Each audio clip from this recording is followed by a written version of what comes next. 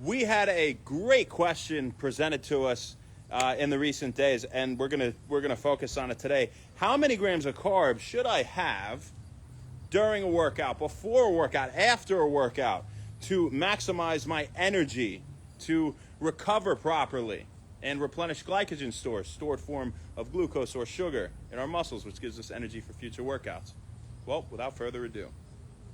So, if you're somebody who is loading and you're somebody that has an event coming up, and say you're having that pasta night and you're preparing for your rugby game to come in the next day or so, well, you can have anywhere from 4.5 to 5.4 grams of carbs per pound of body weight within 36 to 48 hours before the event, leading up to the event. So again, about a day and a half to 2 days before the event, you could have 4.5 to 5.4 grams per pound, right? I'm just going to say per pound, I mean of body weight for reference for the rest of the video, right?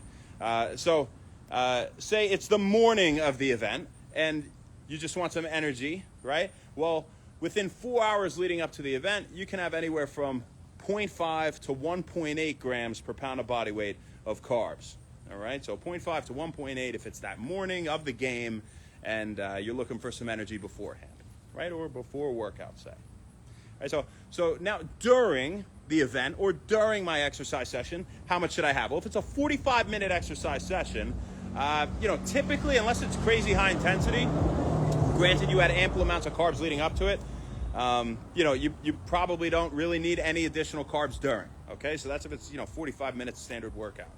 If it's anywhere from 45 to 75 minutes, so 45 minutes to an hour, 15 minutes, and it's a HIIT, right? So say you did that hour-long HIIT workout, which is a lot of HIIT, then you can have up to 30 grams of carbs per hour, okay, during. Again, this is all during the workout now, right? So if you were playing a stop-and-go sport, something like basketball, a game, say a full game, a full soccer game, a rugby game, which I watched today, and Margie did great. It was awesome. They killed them for homecoming, so it was pretty cool. But if you're playing a game like that, if you're doing exercise that's lasting anywhere from an hour to 2.5 hours, well, you can have anywhere from 30 to 60 grams of carbs per hour.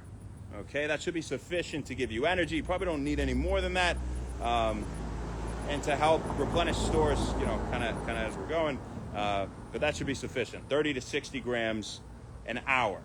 Right? Remember, everything before the workout, before the event, was per pound, as will be after the event. But when we're talking about during, we're talking about how much per hour. Okay?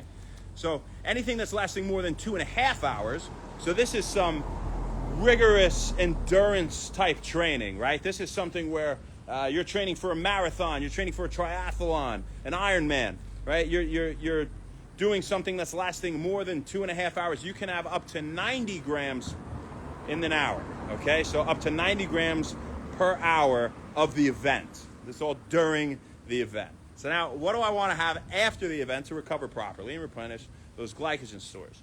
Well, if you're somebody that's looking for a speedy recovery, you're somebody that, you did one intense workout and you're going to do another one within 10 hours or less, right? So say you worked out this morning and then tonight you're going to go and you're going to run, right? Well, then you are within 4 hours after that workout going to have half your body weight in grams, okay? So 0.5 grams per pound is what you're going to have for those 4 hours following the event, right? Following exercise. Now, if you're somebody that just did a normal workout, and that's probably what most people want to hear, right? So say you went to the gym and you're going to work out again in a few days, or you're going to work out tomorrow, then you're looking for what I believe was 0.5 to 0.7 grams per pound of body weight within 30 minutes after exercise. So for you typical gym goers, you want 0.5 to 0.7 grams of carbs per pound of body weight within 30 minutes after exercise. Somebody who did a workout, you're doing 2 days, whatever, you did one, and within 10 hours later, you're going to do another one. You want 0.5 grams per pound for 4 hours. all right, instead of 0.5 to 0.7 grams in 30 minutes, right, which is after our normal workout.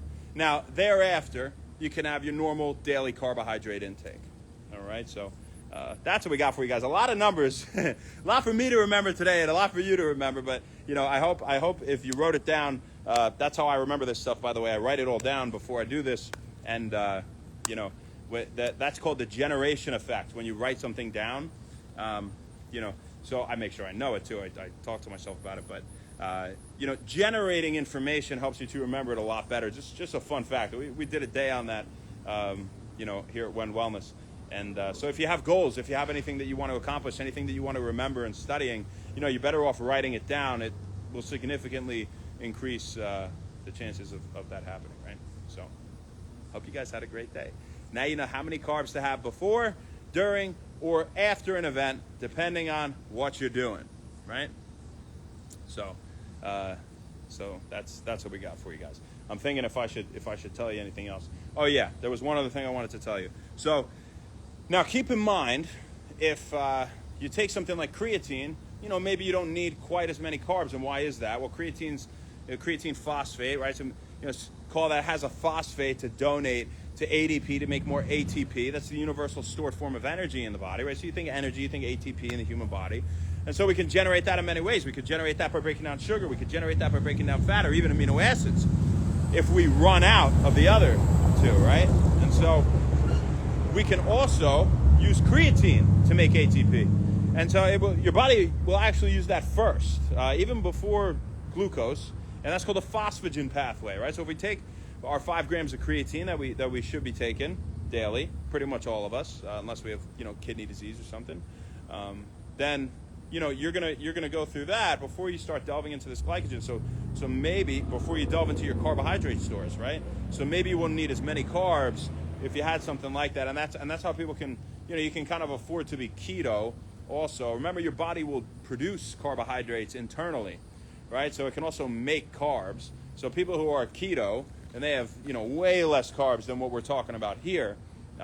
Again, this was for optimizing performance and recovery in exercise, right? This isn't purely taking into account body composition as much. If someone's trying to optimize body composition, they can have a lot more fat. Well, they can induce gluconeogenesis, the production of glucose in the liver in the human body. And if you have a lot of creatine, again, maybe you don't need as much glucose, as many carbs, because you have another form of energy first. And that's one of the benefits of creatine, among many others, is that it will help to spare glycogen stores. So there you go. That's what we got. That's enough of this. I got to eat some food. Who do we got on here? Let's say hello to the people. Hope I don't lay on a bee here. I've been flying around. What's up, you guys? Sean Keith, how you doing? Julian T, what's up? Namra Noved. Jerry Butler. We got some new faces on here today, my fine feather friends. Thank you guys for hopping on. Happy homecoming. If any of you are Palmer grads, go to Palmer or affiliated with the community here. I'm Jesus Garcia. What's up? Dapper Delau. Then we got some familiar faces too. User Tor. What's up, my man? Johnny. How you doing? Veggies and Boy. Always on, man. Appreciate the love. And the first one of the day, teaspoon of 21 grams. How you doing, teaspoon? This one's for you, my fine feather friend. Thank you for hopping on. And I hope you're having an awesome day. And I hope you got something out of the video that we just made. And I didn't waste your time. So, Sydney Ray, what's up? You guys have a fantastic rest of your day. It's all we got for you, folks. We'll see you tomorrow, baby. Not sure where, not sure when, but we'll see you then. Enjoy. Thanks so much. And happy Wellness. See you tomorrow.